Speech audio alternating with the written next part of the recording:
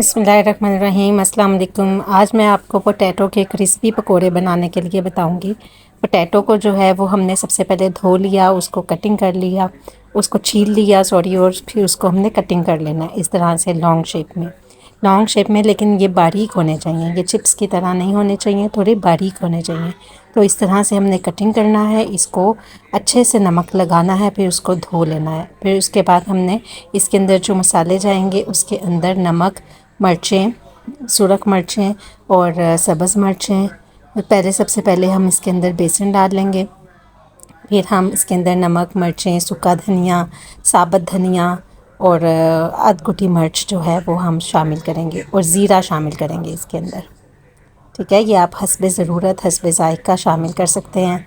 मैंने अपने टेस्ट के लिहाज से एक चम्मच जो है वो शामिल किया है, एक 1 टीस्पून के बराबर मैंने शामिल किया है मिर्चों का। नमक आप हस्बे ज़ायक़ा इस्तेमाल करें, और फिर इसके अंदर पानी शामिल करें, और फिर इसको जो है वो हाथों की मदद से मिक्स करें। ठीक है, ये हमने मिक्स कर लिया। अब हमारा एक तरफ जो तेल है वो गर्म हो रहा है, तेल को बहुत ज़्यादा गर्म नहीं करना।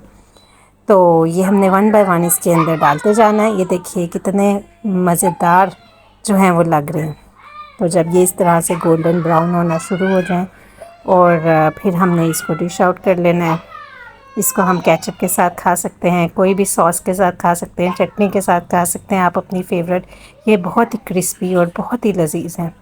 तो उम्मीद करती हूँ ये आपको मेरी वीडियो अच्छी लगेगी। ज़रूर ट्राई कीजिएगा, अपने बच्चों को दीजिएगा, वो बहुत पसंद करेंगे। मेरे बच्चों को भी बहुत पसंद है, मुझे खुद पर्सनली बहुत पसंद है। बहुत शुक्रिया।